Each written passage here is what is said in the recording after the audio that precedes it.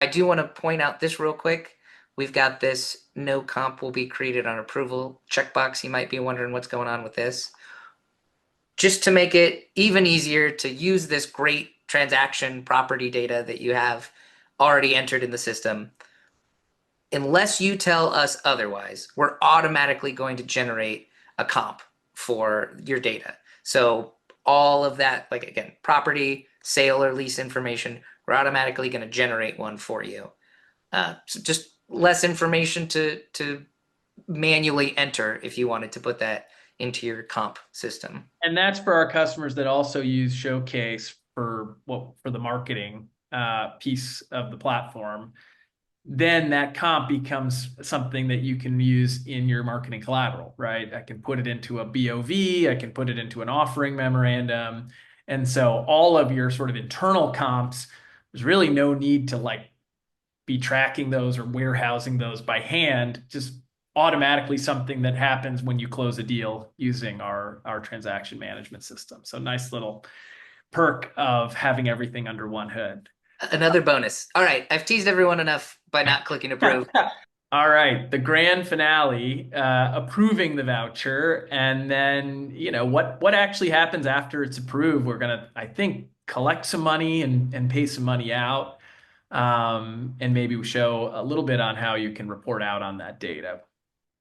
Perfect. All right. With no further ado, we've clicked approve. So now this voucher is officially in this approved status, which is something you can filter on, and reports, which we'll look at, all sorts of things. What's most important is now I can send out invoices, I can collect money, and I can pay out those commissions. So if I scroll down to the bottom here and I look at these receivables, I have a couple things I can do. One is I could go to an individual receivable and create an invoice, or I could select any number of them. Maybe I want to select the first 6 months, for instance, and I could create an invoice for those. I think just to keep it nice and simple, I'm going to say for this very first May receivable, I want to create an invoice. And it really is as simple as going over here to the actions column and clicking create new invoice. This is going to open a new tab, and this will be all scoped to whatever your particular branding is, of course, and your logo. But this is my full overview. This should be something that's ready to be printed out or emailed, what have you. And I have the ability to go ahead and look it over and say, oh, yep, please send wires to, and I could, maybe I've got an ACH information to put there. A lot of these things are also editable. Let's just go ahead and. And what's cool about this, just to chime in on, is this is the same tech that powers our marketing product. So the same tech we use to make brochures and offering memoranda, we use for invoicing, which gives you the editing flexibility that Nick highlighted there. And of course, keep me honest, Nick, but you can pre-populate payment instructions and all sorts of things, even Yes. toggle the different settings of this invoice as kind of your standard boilerplate. But if you need to make a one-off change, there's a whole host of options here to toggle sections on and off, or even as you're doing now, type directly into the invoice before you lock it in, download it, or I think, as you mentioned, even just emailing it straight from Buildout to your. Exactly.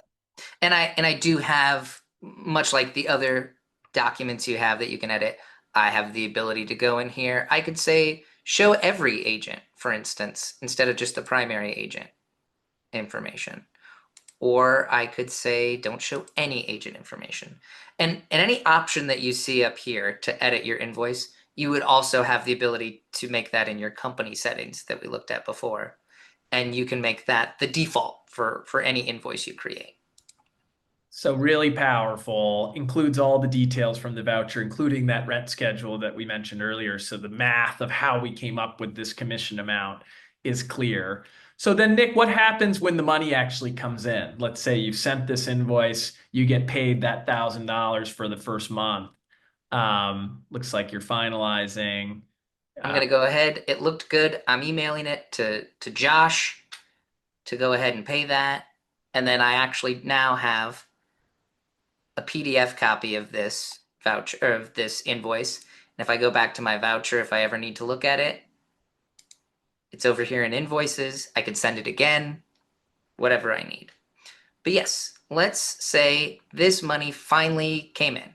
We have a number of ways that you can record this deposit, but let's just say I'm in the voucher. I just received this check. I can go to apply deposit. So it was that 118.52. And by default, we will figure out how the best way to portion out that individual deposit.